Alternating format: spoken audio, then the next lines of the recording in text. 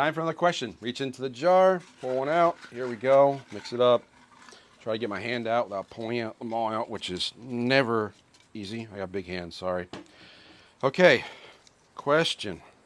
Oh, it's question number 5. Is Bitcoin real money? I'll keep holding up the camera. I don't think, I'm probably going to stop doing that. I think it's backwards. So, is Bitcoin real money? Well, the way I answer this question is with another question. What is real money?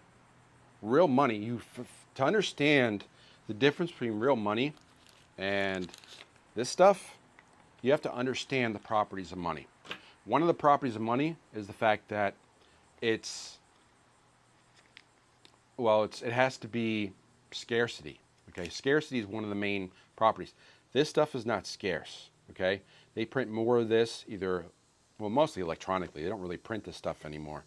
But there's more and more dollars every day. And this is true of most any currency, especially what they call fiat currency, which means there's nothing back it. It's by decree. The government says this is worth something because they do. That's what fiat currency is. This used to be backed by gold, but it's not anymore. So let's talk about the properties of money. Then we'll come back to see is Bitcoin really money. So the properties of money. Now, I try to get these all right, but it's a long list. The main 5 or 6, I remember by the acronym PAUSED. So P is for portability. That means you can pick it up and move it somewhere.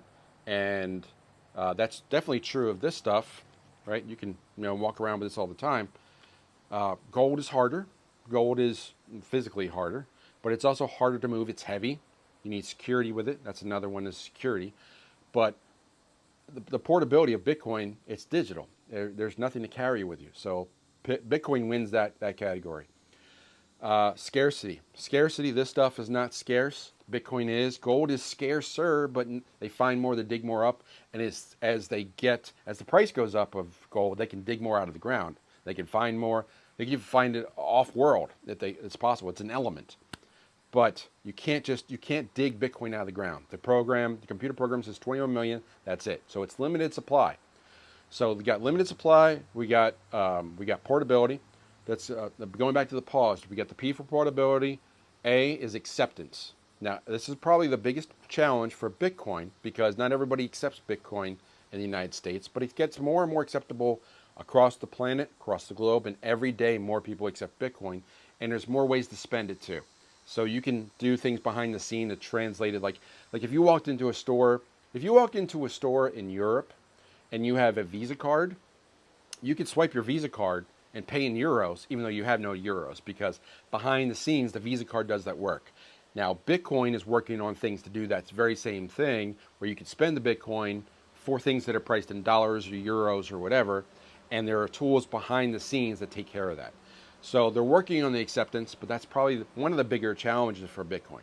So we got portability, acceptability. Next one is uniformity, which is also sometimes called fungibility, but most people don't quite grasp that one. But uniformity, that means like every one of these is equal to another one of these. Same thing for Bitcoin. Now, you could say that these serial numbers are things that, like, let's say this was used a bank robbery, have blue dye on it.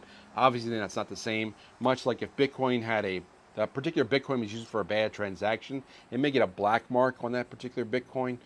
But for all intents and purposes, every dollar is worth another dollar. Every Bitcoin's worth another Bitcoin. So that's the same thing for a gold bar or a silver coin. So we got PAU. Now we get S. So that's scarcity. We talked about that. There's nothing more scarce than Bitcoin. I know the gold bugs and the silver people will say, like, that's pretty scarce. And that it is. It's much more scarce than the paper money that's out there. And then the last two are 2 Ds. Durability and, what was the other D? Divisibility. Okay. So divisibility. Nothing is more divisible than a number on a computer screen. There's like 8 decimal places for Bitcoin today. And if ever there was a point where more and more Bitcoin was necessary or get more valuable, they can add more decimal places. That's an easy thing for them to do.